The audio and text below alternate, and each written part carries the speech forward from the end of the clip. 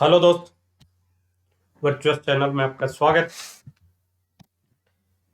LICWO के notification की चर्चा काफ़ी हो रही है और ऐसा लग रहा है कि ये ऑथेंटिक है, इससे न्यूज़ में दम है।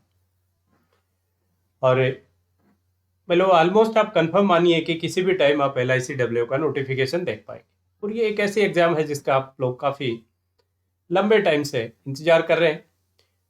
तो आज का जो सेशन है इसमें LICWO से रिलेटेड मैं कोशिश करूंगा कि सभी चीज़ों की क्वेरी आपके एक ही वीडियो में मिल जाए। ये एग्जाम पैटर्न क्या रहा है प्रीवियस ईयर्स में, कट ऑफ क्या थी, लास्ट जो 2019 में एग्जाम हुआ उसकी कट ऑफ क्या थी, प्री की क्या थी, मेंस की क्या थी, अल्टीमेटली क्या थी, सेक्शनल कट ऑफ क्या थे और पेपर के लेवल कैसे थे, सभी कुछ डिस्कस करेंगे। और प्रेजेंट में इसकी सैलरी क्या है, प्रोफाइल कैसा है।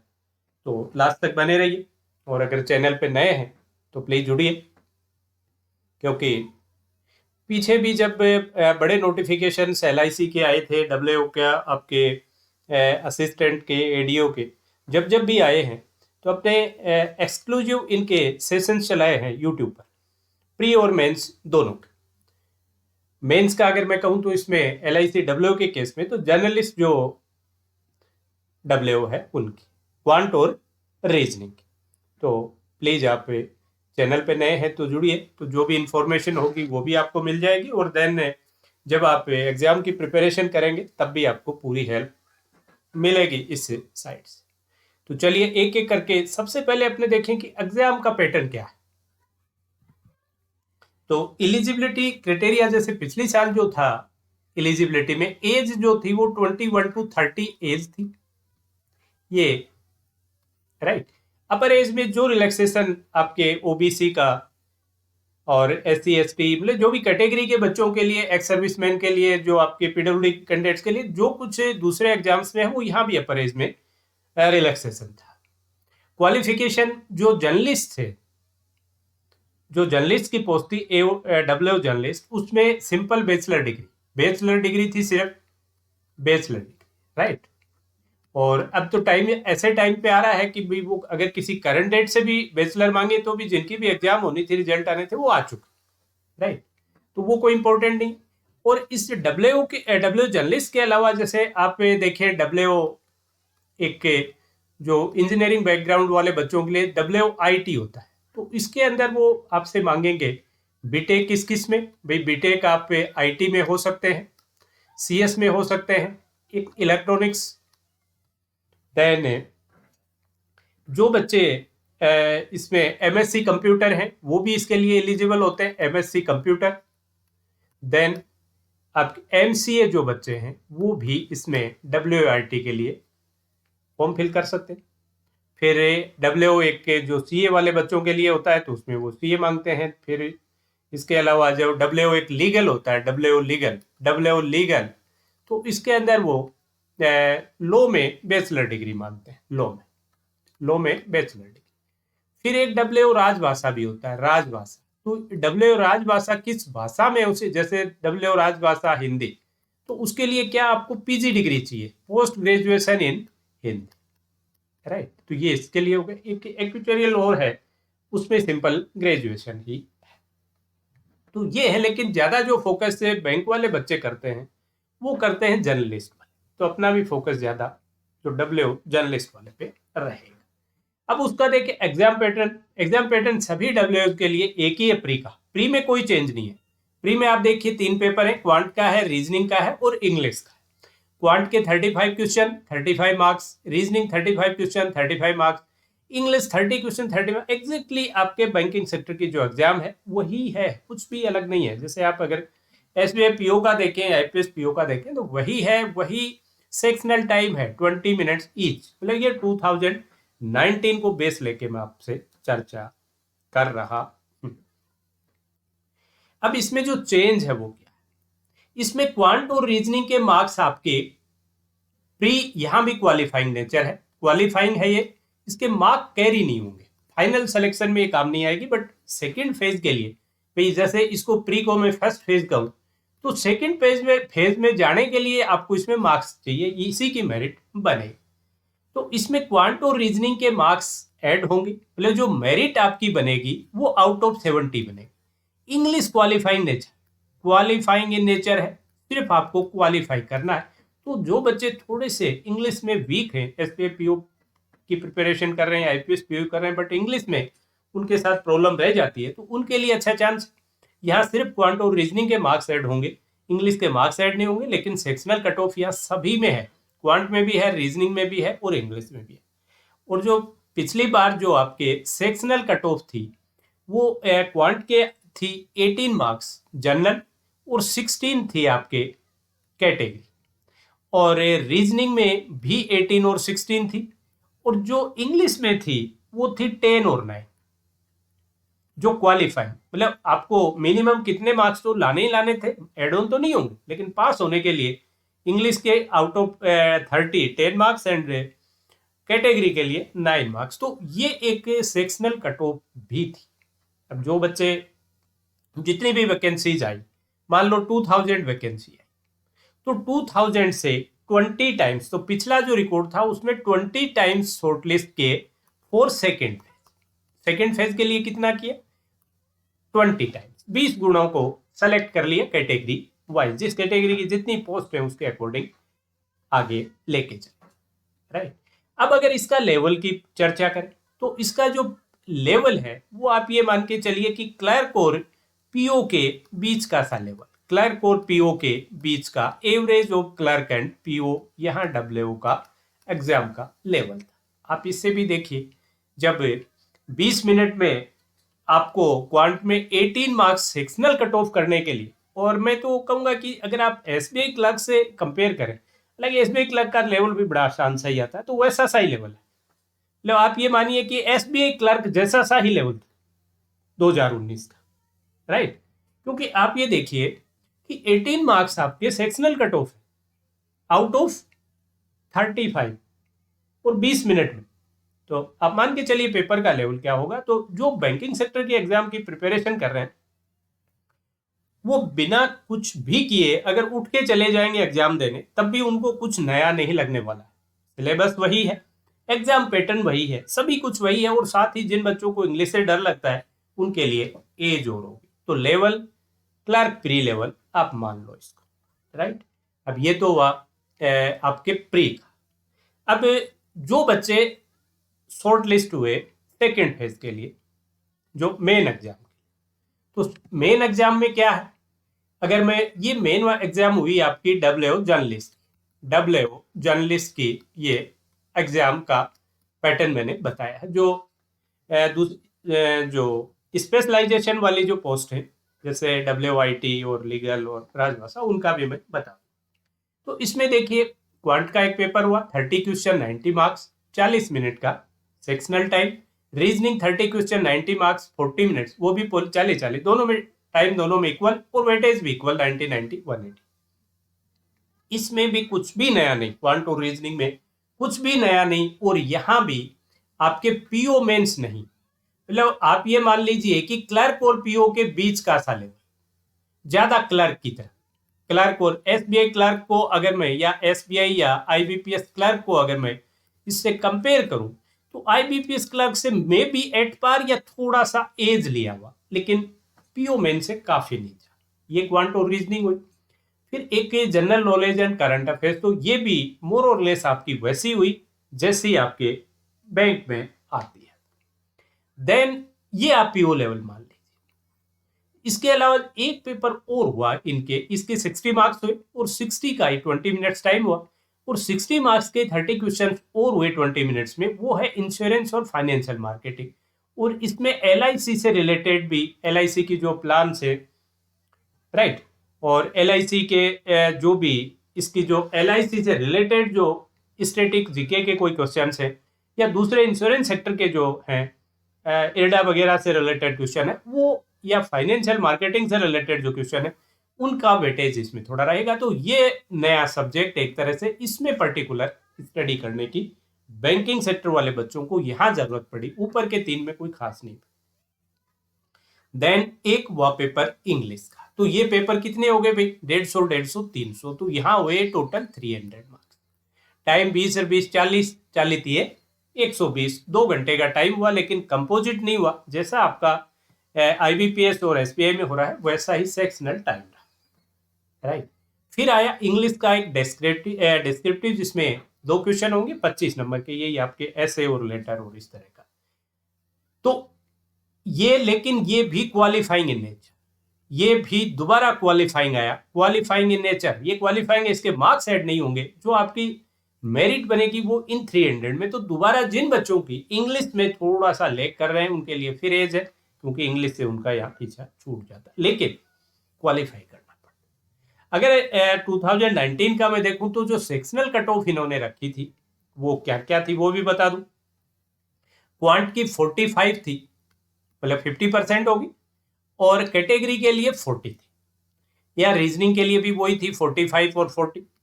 यहाँ जीए के लिए थी 30 और 27, और यहाँ इंश्योरेंस के लिए भी वही 30 और 27।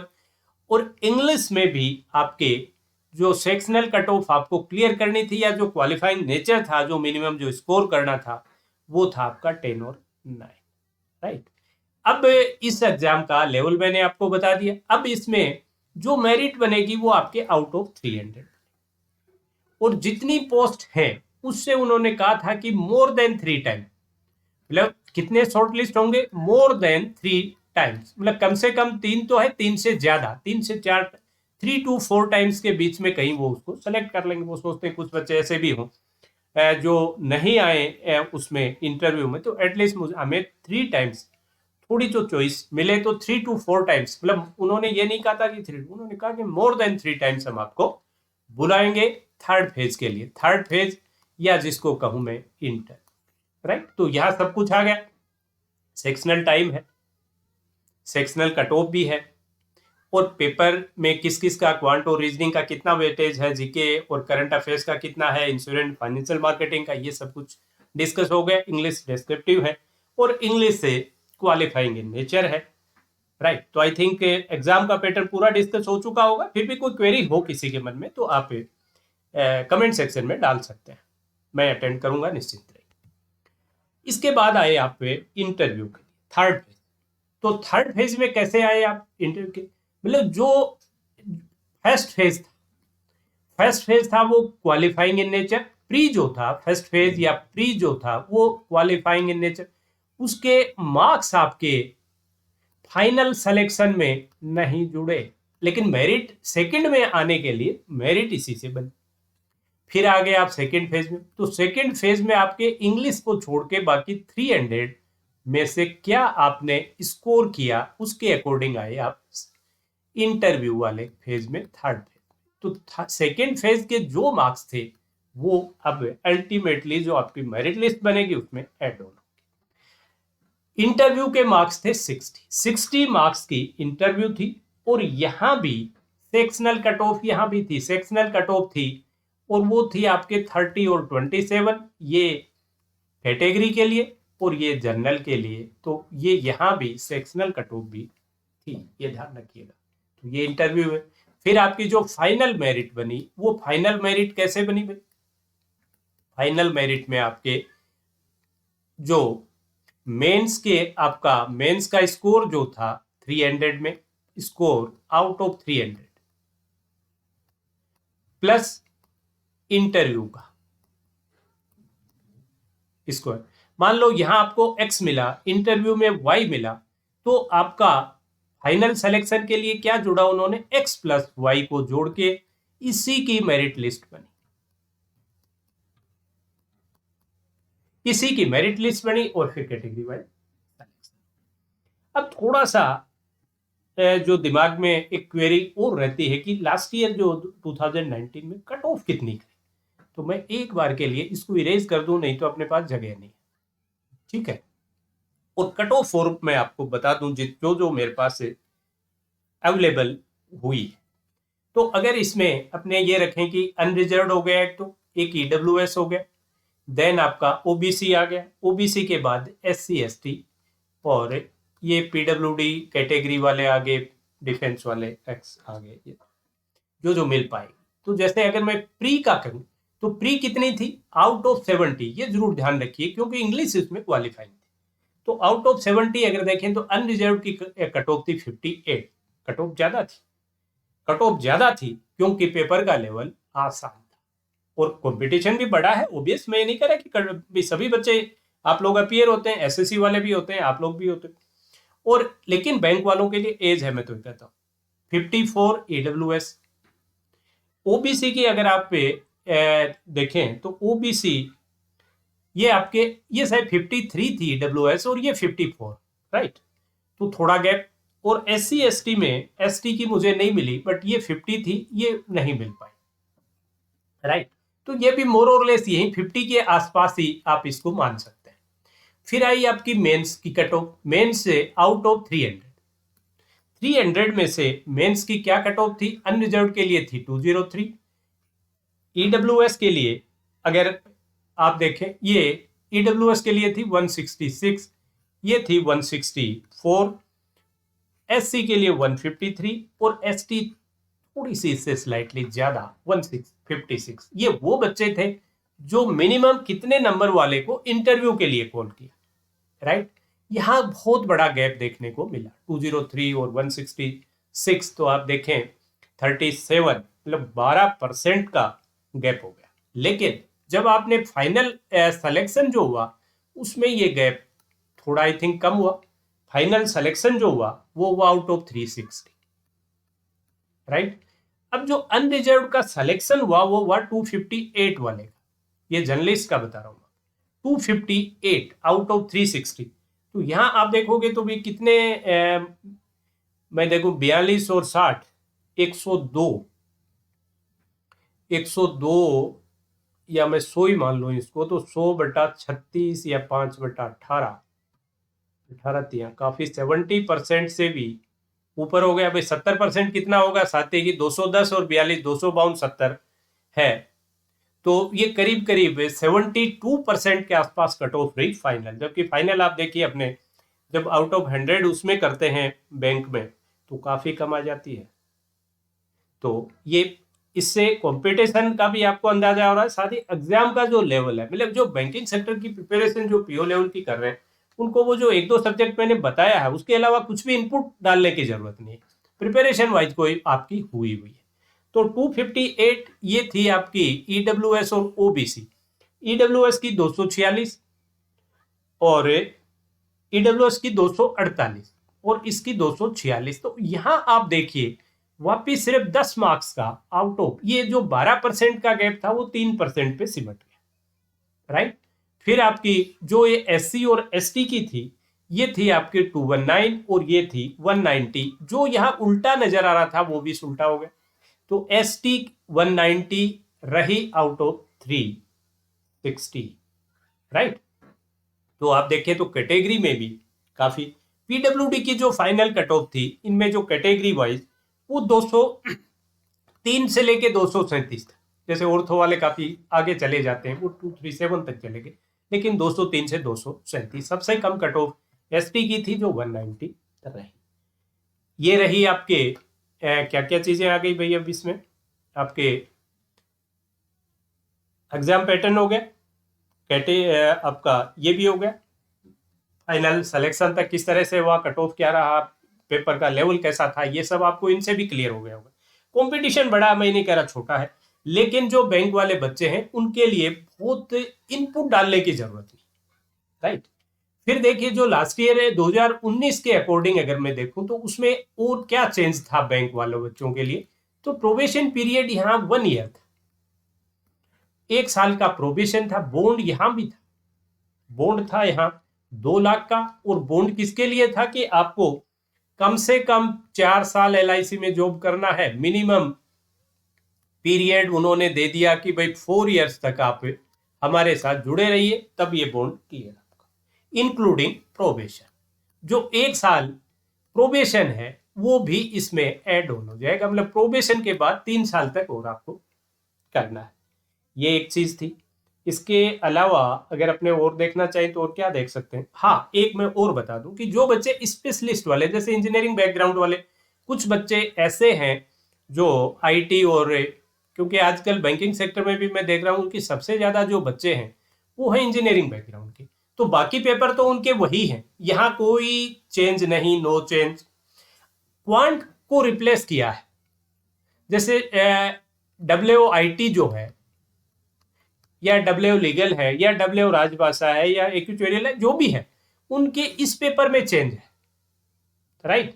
तो ये उनके आई थिंक उसको कोई प्रोफेशनल टेस्ट या कुछ ऐसा ही दिया है, उसके प्रोफेशन से जोड़ा है इसको, मतलब जो ये एक तरह से प्रोफेशनल टेस्ट या प्रोफेशनल सब्जेक्ट यही है, इसमें चेंज होगा। उनके क्वांट नहीं आएगी, क्वांट की जगह वही 30 क्वेश्चन उनके, जैसे IT वाले तो IT से रिलेटेड होंगे, लीगल वाले तो लीगल से रिलेटेड होंगे, और राजभाषा जिस भी सब्जेक्ट की है, जैसे हिंदी राजभाषा के लिए आप कर रहे हैं तो हिंदी से रिलेटेड होंगे, वही 30 क्वेश्चन, वही 90 मार्क्स और वही 40 मिनट्स टाइम, वही कट ऑफ, कुछ चेंज नहीं होगा। सिर्फ ये पेपर वही रहेंगे, reasoning, general knowledge and current affairs, insurance and financial marketing और इंग्लिश डिस्क्रिप्टिव क्वालिफाइंग, इसमें कोई चेंज नहीं, यहाँ कोई चेंज नहीं, सिर्फ और सिर्फ क्वांट रिप्लेस हो जाएगा, उनके प्रोफेशनल जो उनकी क्वालिफिकेशन है उसको चेक कर लें, राइट। ये छूट गया था।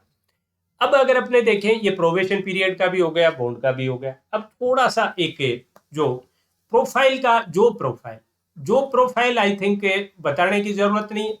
अच्छा जॉब है, WO का जॉब काफी अच्छा है, क्लास 1 जॉब है, और स्ट्रेस का अगर मैं कहूँ तो स्ट्रेस नहीं रहता है, वहाँ फैसिलिटीज भी ठीक है, 5 डे वीक है, तो जॉब प्रोफाइल अच्छा है। फिर एक रहता है दिमाग में कुछ बच्चों के प्रमोशन, मतलब बैंक के से अगर मैं कंपेयर करूं तो बेटर है, प्रमोशन में करूं तो नेगेटिव है, प्रमोशन उतने नहीं हैं जितने आपके बैंक्स में, ये जरूर दिमाग में रखिए। अब मैं एक बार थोड़ा थोड़ा आपको इसकी सैलरी अभी क्या मिल रही है वो भी मैंने नोट डाउन की थी, तो मैं आपको जल्दी जल्दी एक, आप लोगों की इच्छा हुई तो एक अलग से सेपरेट वीडियो फिर डाल देंगे।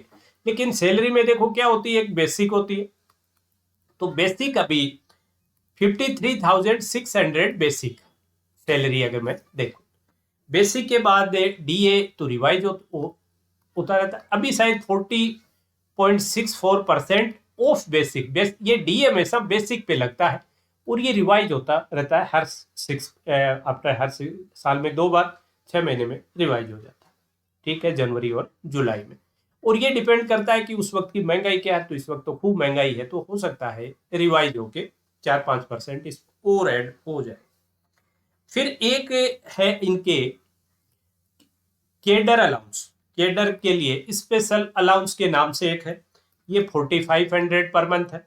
उसके अलावा अगर आप देखें तो एक इनके स्पेशल अलाउंस एग्जाम के नाम से, ये कुछ जैसे बैंक में भी आपने देखा होगा कि वो 2 जो एग्जाम हैं वो आप क्रैक कर लो तो कुछ आपको इंक्रीमेंट एक्स्ट्रा मिलते हैं, यहाँ उसी तरह की ये एग्जाम्स हैं, अगर उनको कर लो तो इसमें 2-3 तरह की, first level exam, second level exam और थर्ड लेवल एग्जाम। जिन बच्चों ने फर्स्ट लेवल की है उनको 650 रुपए मिलते हैं पर मंथ है, ये 2600 रुपए है, और ये 5200 और ये सभी पर मंथ, राइट। और उसके बाद अगर अपने देखें तो एक इनको मिलता है ट्रांसपोर्ट अलाउंस, ट्रांसपोर्ट अलाउंस से WO जो इनिशियल है उनको 1960 रुपए है। एक CCA है, ये डिपेंड उस पर भी करता है आप कितने बड़े शहर में हो, लेकिन जनरली ये 1100-1200 रुपए तो मिल ही जाता है बड़े शहर में, और अगर आपको किसी मेट्रो में आपकी पोस्टिंग होगी तो और ज्यादा मिल जाएगा। इसके अलावा और क्या ले लिया आपने, एक HRA, हाउस रेंट अलाउंस, तो HRA डिपेंड करेगा कि आप कहाँ पोस्टेड हो, राइट भाई। मिनिमम ये 7% है, मिनिमम 7% है, और फिर ये उस पर डिपेंड करेगा कि आपका सिटी कितना बड़ा, HRA मिलता है। लीज अकोमोडेशन भी मिलती है, लीज अकोमोडेशन में लीज को इन्होंने स्पेसिफाई किया है 8,000 मिनिमम, फिर 10,000, फिर 15,000 और फिर 20,000। 20,000 तो ये मेट्रोज के लिए है, 15,000 A क्लास के लिए, 10,000 B क्लास के लिए और 8,000 C क्लास एंड बिलो। तो ये भी है, HRA है, लीज एकोमोडेशन है, साथ ही इनके LIC की एकोमोडेशन भी है काफी, LIC की खुद की अकोमोडेशन है तो वहां वो ओबियस है, आपको जहां भी LIC की अकोमोडेशन होगी वहां आपको हाउस मिल जाएगा और वहां पर लीज नहीं मिलेगी फिर। हाँ, आप अगर वो नहीं लेंगे तो HRA मिल जाएगा, बट अदरवाइज आपको वही अकोमोडेशन। तो अगर किसी शहर में आप रह रहे हो और उसी डिपार्टमेंट की किसी कॉलोनी में आपको जगह मिल जाए तो इससे अच्छा कुछ नहीं होता। तो ये भी एक फैसिलिटी है। इसके अलावा जैसे ये तो वो चीजें हुई जो अपने को नजर आ रही है। इसके अलावा और क्या क्या पक्ष में क्या है वो भी थोड़ा जल्दी जल्दी में, आपको ज्यादा टाइम नहीं लूंगा, बता। एक आपको इसमें भी जैसे बैंक में मिलता है वैसे ही न्यूज़पेपर अलाउंस है। न्यूज़पेपर अलाउंस ये है आपका 200 रुपए महीने। इसके अलावा है एक मोबाइल रिचार्ज के नाम से, मोबाइल रिचार्ज, ये 400 रुपए, ये भी पर मंथ है। फिर आपको एक इंटरटेनमेंट के नाम से, इंटरटेनमेंट, ये 800 रुपए पर मंथ है। और इसके बाद एक है हाउस होल्ड के नाम से, मतलब घर में आप भाई कोई मैट वगैरह रखें अपने हेल्प के लिए, तो उसके नाम के भी 1000 रुपए पर मंथ है आपके। और एक और है इनके सोडेक्सो मील कूपन, मतलब एक तरह से आपको, जैसे आप ऑफिस आए तो आपको वहां जो भी आपने कोई लंच ब्रेकफास्ट किया उसके नाम का कोई एक सिस्टम इनके शुरू हुआ है। ये 220 per day, 220 per day. But ये पर डे कौन से है? जो वर्किंग डे, छुट्टी के दिन नहीं मिलेगा, वर्किंग डे। और ये सभी के सभी जो ऊपर थे ये पर मंथ, ये पर डे। तो अगर मैं यहां देखूं 220 से, तो ये करीब करीब आप ये मान लीजिए कि वर्किंग डे जितने अपने हैं तो 5,000 रुपए पर मंथ ये हो गए, 5,000 पर मंथ ये हो गया, 14-2400, तो ये 7.5 7.25 7.5 यहां तक पर मंथ हो गए। इसके अलावा और क्या है? मेडिकल बेनिफिट है। मेडिकल, मेडिकल इसके लिए आपको भी एक तो मेडिक्लेमर वो सब तो है ही, 1 लाख की टर्म इंश्योरेंस है, 40 लाख का मेडिक्लेम कवर है। उसके अलावा एक मेडिकल बेनिफिट के नाम के सालाना आपको 19,600 रुपए ये पर ईयर मिलते हैं। या इसके मेडिकल के अलावा और एक जो ब्रीफ केस के नाम के मिलते हैं, ब्रीफ केस अलाउंस, तो ये आपको मिलते हैं 3,000 रुपए। और ये पर 3 ईयर, ये 3 साल में एक बार मिलते हैं। फिर मोबाइल हैंडसेट के लिए भी मिलते हैं। मोबाइल हैंडसेट के लिए ये 15,000 है और ये भी है पर आपके 3 साल में एक बार ये भी मिलते हैं। तो अगर सालाना आपने देखें तो 1,000 ये हो गए, 5,000 ये हो गए, 6,000 और 19 25 26,000 ये भी हो गए, तो 2-2,500 ये भी बन गए। 7.5 ऊपर थे तो 10,000 तो ये बन गए यहाँ तक। उसके बाद एक फर्नीचर के भी, फर्नीचर के नाम के आपको मिलते हैं और जो 87,500 प्लस GST आपके इनिशियल जो डब्ल्यू लेवल है उसमें, तो 87,000, लेकिन ये हर 5 साल में मिलते हैं। तो एक साल का अगर मैं देखूं तो 17 रुपए 1,500 रुपए ये भी हो गए। तो आप ये देखिए 11-12 हजार रुपए ऐसे अलाउंस भी हैं जो आपको नजर नहीं आ रहे, ऐसे अलाउंस भी हैं जो नजर नहीं आ रहे। एक LTC, लीव ट्रेवलिंग कंसेशन, ये 2 साल में एक बार मिलता है। आप अपने परिवार, अपने डिपेंडेंट पेरेंट्स के साथ घूमने के लिए जा सकते हो। 2nd क्लास AC के लिए आप इंटाइटल होते हैं इनिशियली, और उसमें कुछ सीलिंग है भाई, 5,000 किलोमीटर 4,000 किलोमीटर, बट वो सफिशेंट होती है। उसका जो भी आपके लगे चार्ज, मतलब जैसे रेलवे में आप गए 2nd क्लास AC से पूरा परिवार, जो भी आपके डिपेंडेंट और आपके सपोज वगैरह, तो उन सब का जो रेंट है वो रिम्बर्स हो जाएगा, जो उनका फेयर रिम्बर्स हो जाएगा। तो ये LTC, ये भी एक सुविधा है, राइट। इसके अलावा जो लोन फैसिलिटी जो है, लोन फैसिलिटी काफी अच्छी है। लोन किसके लिए? आप भले ही आप अपने कोई व्हीकल लोन लें या आप हाउस बिल्डिंग लोन लें, तो इसमें बहुत ही नॉमिनल इंटरेस्ट पे अच्छा खासा लोन आपको मिल जाता है। तो इन सबको अगर अपने एड ऑन करें तो आप देखिए कम से कम डायरेक्ट ही आपको 12-13 हजार रुपए यहां से निकल के आ गए।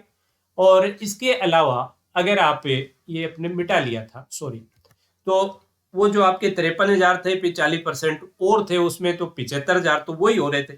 75 के अलावा जो अलाउंस थे वो भी आई थिंक 10-12 हजार के थे, 75, 277, 87, 88 हजार वो हो रहे थे, 10-12 हजार यहाँ से भी हो गए, तो करीब करीब 1 lakh per month, 1 lakh per month तो ये हो गया आपको जो नजर आ रहा है। उसके अलावा जो आपकी ये जो लोन फैसिलिटी है, या आपका 1 करोड़ तक का टर्म इंश्योरेंस है, मेडिक्लेम है, तो इन सब को आप एड ऑन करें तो ग्रेसफुल जॉब है, लिस्ट स्ट्रेस वाला जॉब है, बहुत अच्छा जॉब है। तो जो भी बच्चे बैंकिंग सेक्टर की प्रिपरेशन कर रहे हैं, वो तो बिल्कुल ही जब भी ये एग्जाम आए टूट पड़िए, इस एग्जाम को देना ही देना है, नहीं देने का प्रश्न ही पैदा नहीं होता। और एक बार भी सोचने की जरूरत नहीं है कि कैसा डब्ल्यू का जॉब कैसा है, बहुत अच्छा जॉब है। हाँ, प्रमोशन लिमिटेड है। बस एक चीज कहूंगा, बैंक में जो बच्चे सिंसियरली वर्क करते हैं वो बहुत अच्छे लेवल पे पहुंच जाते हैं, इसमें कोई शक नहीं। लेकिन स्ट्रेस भी है, लेकिन आजकल बच्चे स्ट्रेस कम रखना चाहते हैं, तो उनके लिए बहुत अच्छा जॉब है। तो चलिए भाई, आज के सेशन में आप लोगों को कैसा लगा कमेंट सेक्शन में जरूर बताइए। और इससे रिलेटेड, डब्ल्यू से रिलेटेड कोई भी इंफॉर्मेशन आपको चाहिए तो जरूर बताइए। और जो इंश्योरेंस सेक्टर के हैं, जैसे आपके, मैं मान के चल रहा हूँ कि जनरल इंश्योरेंस के भी 2 से 3 नोटिफिकेशन इस साल आपको, अभी इस साल का मतलब कमिंग 2 to 3 मंथ्स में मिलने चाहिए। और अगर इससे भी एडीओ और असिस्टेंट के जो हैं, क्योंकि एलआईसी में जो असिस्टेंट लगे थे, उनके असिस्टेंट्स के प्रमोशन का, एलआईसी में जो जूनियर पोस्ट हैं उनके प्रमोशन हुए हैं पिछले दिनों, तो हो सकता है एलआईसी असिस्टेंट भी आए कमिंग मंथ्स में। तो मैं किसी दिन आपके लिए एलआईसी डब्ल्यू एक्सक्लूसिव जैसा ये बताया है वही पूरे का पूरा, और एक दिन एलआईसी असिस्टेंट भी बताऊंगा। और जो जनरल इंश्योरेंस सेक्टर की जो इंश्योरेंस कंपनियां हैं दूसरी जनरल इंश्योरेंस वाली, उनमें भी एओ और असिस्टेंट, उन दोनों का प्रोफाइल भी जरूर लेके। तो चलिए अभी that's all for today session. Have a nice day. ये जरूर कहूंगा कि जो भी बच्चे अभी तक चैनल को सब्सक्राइब नहीं कर पाए वो प्लीज सब्सक्राइब जरूर करें और ज्यादा से ज्यादा शेयर।